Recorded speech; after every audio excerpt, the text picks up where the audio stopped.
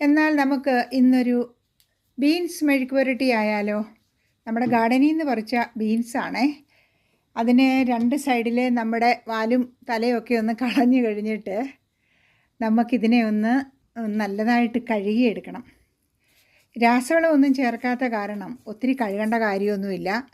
കുറച്ച് വെള്ളത്തിൽ ഒന്ന് കഴുകിയെടുത്ത് മാറ്റി വയ്ക്കുക. അത് കഴിഞ്ഞിട്ട് ഇതിനെ ഞാൻ കൈകൊണ്ടാണ് ഒടിക്കുന്നത്. പിച്ചാത്തി ഉപയോഗിക്കുന്നില്ല. കൈകൊണ്ട് ഒടിച്ചാണ് ഞാൻ ഈ മെഴുക്കുവരട്ടി വെക്കാൻ പോകുന്നത്.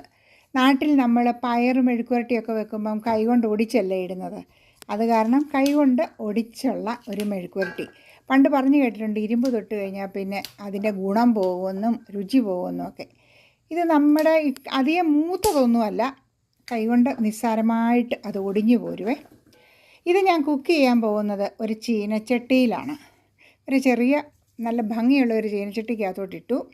കുറച്ച് മഞ്ഞളും ഉപ്പും പിന്നെ കുറച്ച് ക്രഷ്ഡ് മുളകാണ് ഞാനിട്ടത്. അതും കൂടി ഇട്ടിട്ട്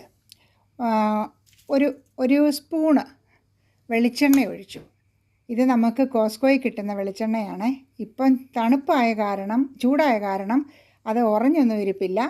അതിൽ ഒരു സ്പൂൺ വെളിച്ചെണ്ണ ഒഴിച്ചിട്ട് ഇതിനെ നല്ലതുപോലെ ഒന്ന് ഇളക്കി അതിൻ്റെ കൂടെ കുറച്ച് തേങ്ങയും കൂടി ഇട്ടു. ഈ തേങ്ങ ഇച്ചിരി ഇടുന്നത് നമ്മുടെ പയറിനും പാവയ്ക്കായ്ക്കുമൊക്കെ നല്ലൊരു രുചി തരുന്നതല്ലേ.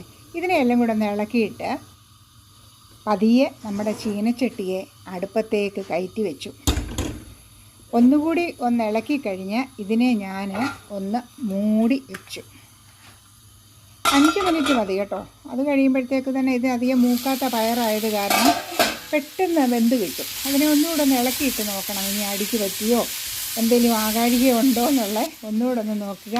പിന്നീടാണ് ഞാനിതിനകത്തോട്ട് ഉള്ളിയും കറിവേപ്പിലയും കൂടി ഇട്ട് കൊടുക്കുന്നത്. ആദ്യമേ ഇട്ട് കൊടുത്താൽ ഈ ഉള്ളിയെല്ലാം ഒന്ന് കരിഞ്ഞു പോകും. അത് കാരണം ഈ ഉള്ളി ഇച്ചിരി കഴിഞ്ഞിട്ടിടുന്നതാണ് നല്ലത്. അതിനെയും ഒന്നുകൂടെ ഒന്ന് ഇളക്കിയിട്ടിട്ട് വീണ്ടും ഇതിനെ ഞാൻ ഒരു 5 മിനിറ്റ് നേരത്തേക്ക് പിന്നെയും അടച്ചു വെച്ചു. ഈ പിച്ചാത്തി കണ്ടോ, ഇത് ഞാൻ നാട്ടിൽ നിന്ന് കൊണ്ടുവന്ന നല്ല മൂർച്ചയുള്ള ഒരു പിച്ചാത്തി. ഇത് ഇരുമ്പല്ല, എങ്ങാണ്ട് വാളിൻ്റെ പിച്ചാത്തിയോ അങ്ങനെ എങ്ങാണ്ട് ഇതിന് പറയുന്നത്.